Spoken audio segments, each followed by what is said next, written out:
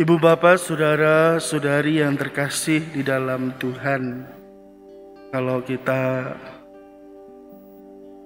merenungkan bersama kata terbukalah, membuka pikiran itu membantu kita untuk berkembang. Berbeda dengan menutup pikiran kita, menutup hati kita. Membuka hati, membuka tangan, berbeda dengan menutup tangan, tidak mau memberi bantuan kepada sesama. Membuka bisa kita artikan bersama bahwa ia mau bersama dengan orang lain. Kalau menutup, bahkan menutup diri, menutup hati, berarti dia ingin dalam keegoisannya. Saudara-saudariku yang terkasih di dalam Tuhan, demikian pula dosa juga menutup diri dan mengasingkan diri kita dari Allah, dari sesama, dari diri kita yang paling dalam.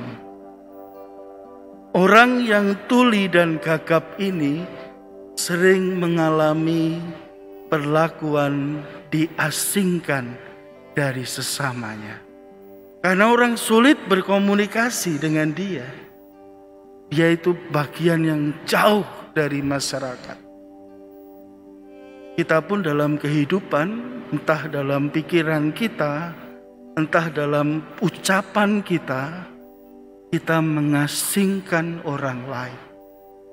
Kita membuat orang lain itu berada di pinggir, bukan berada bersama dengan kita. Apa yang dilakukan oleh orang-orang yang membawa kepada Yesus agar Yesus meletakkan tangan di atasnya, sungguh orang-orang yang memiliki hati yang terbuka pada sesamanya. Hati yang terbuka inilah yang diterima oleh Yesus. Tak jarang dalam hidup kita mengalami kasih dari sesama kita yang mau peduli dengan kita. Bersyukur Bapak Ibu mengalami itu, dan bolehlah kita juga menjadi sarana keselamatan bagi saudara, bagi keluarga, bagi umat di lingkungan. Menanggapi kesendirian yang selama ini dialami oleh orang tuli dan gagap, maka Yesus mengajak menyingkir dari kerumunan. Yang pertama, Yesus mau membina relasi secara personal dengan orang tuli ini, dengan orang gagap ini. Kalau kita pernah lihat televisi itu yang gagap tuli, yang biasanya nggak bisa dengar. Kalau gagap itu asis ya. Kalau yang tuli terus, apa? Itu mungkin bolot itu ya. Kalau Bapak Ibu pernah nonton ya. Susah bicara sama dia.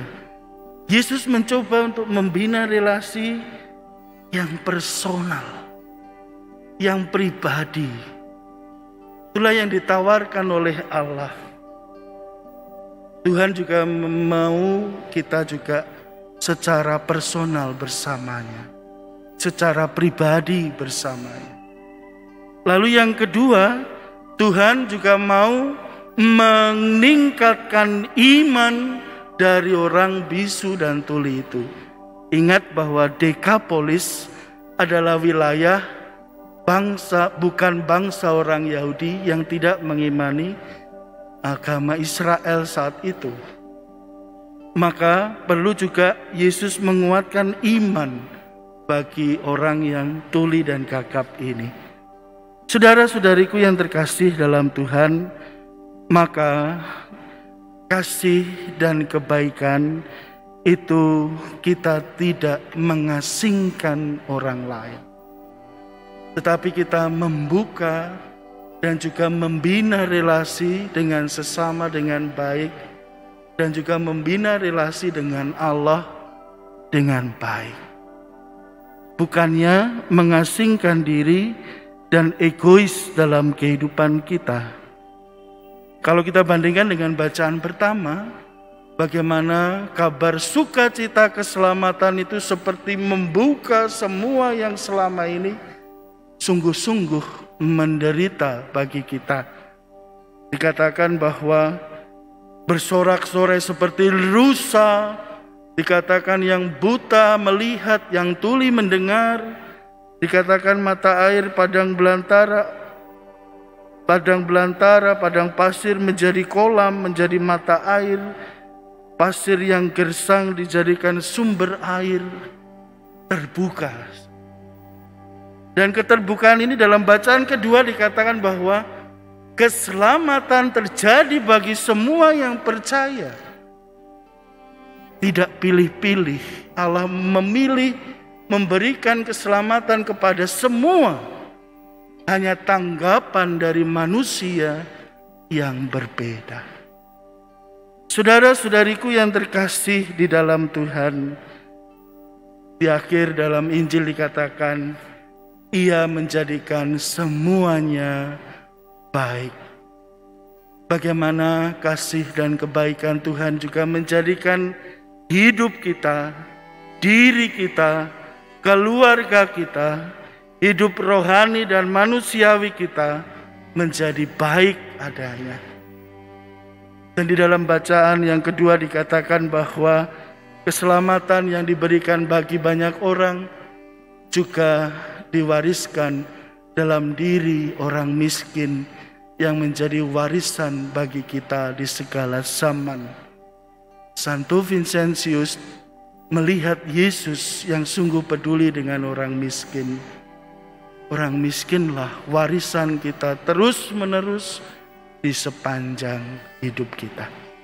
Mari kita hidup dengan ephata, dengan terbukalah.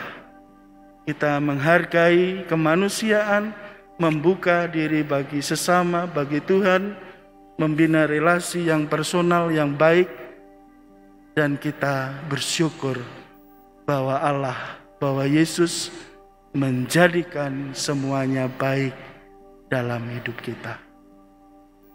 Tahaning sejenak.